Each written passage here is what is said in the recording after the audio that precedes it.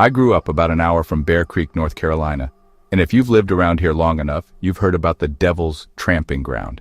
It's this perfect circle in the woods, 12 feet across, where nothing grows.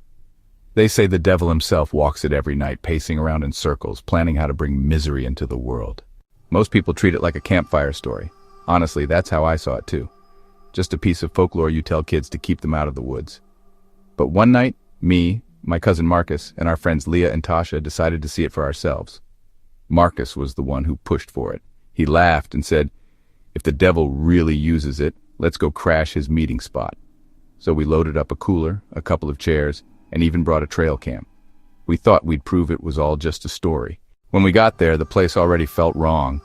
The forest was full of thick brush, but that circle was bare dirt. No grass, no weeds, just empty ground. Marcus carried the cooler right into the middle and plopped it down, grinning. Leah didn't like that. She kept saying we shouldn't mess with it, but we stayed anyway. The woods were quiet, too quiet. No bugs, no owls, no nothing. Just us in that circle. The first strange thing happened not long after we settled in. Tasha had dropped her backpack just inside the ring, but when she went to grab it, it was gone. We thought maybe she misplaced it, but then we found it on the far side of the circle, sitting neat like somebody had set it there on purpose. Nobody touched it. That's when we all started feeling uneasy. Then we heard it. Footsteps. Slow, steady, moving around us in a circle. We froze, flashlights cutting through the trees, but we didn't see anything.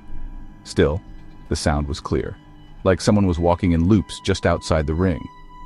Y'all hear that, right? And we all nodded. Marcus tried to play it cool, grabbed the trail cam to set it up, but the second he turned it on, the screen flickered and died. Batteries were charged that morning. Now it was just dead. When I looked back at the ground, I realized something had changed. The middle of the circle looked clean, like it had been swept. The cooler and chairs had slid back toward the edge, leaving the center wide open. We didn't move them. Something else had. That was enough for me. I told everyone we needed to pack it up. Nobody argued. We just grabbed what we could and started heading back to the truck. But Marcus stopped. He'd opened the cooler to make sure it was closed tight, and I'll never forget the look on his face. Guys, this was in my pocket. Sitting on top of the ice was his pocket knife, the one he always carried. He patted his jeans, checked his belt, but the clip was empty. None of us had touched it. We left fast after that. That night, none of us slept right, because we all had the same dream. We were back in the circle, no cooler, no chairs, just the four of us standing there. The woods around us were pitch black, darker than any night I've ever seen. And then the footsteps started again, circling, closer this time. Then a voice called out, "Leah!" She froze, couldn't move. "Tasha!" She shook her head, but her feet wouldn't step away. Then it said my name. I couldn't breathe, couldn't even call out, and then, "Marcus!" The footsteps stopped. Marcus appeared in the middle of the circle. His mouth opened like he was trying to scream for help, but no sound came out. Then something yanked him backwards into the dark, and he was gone.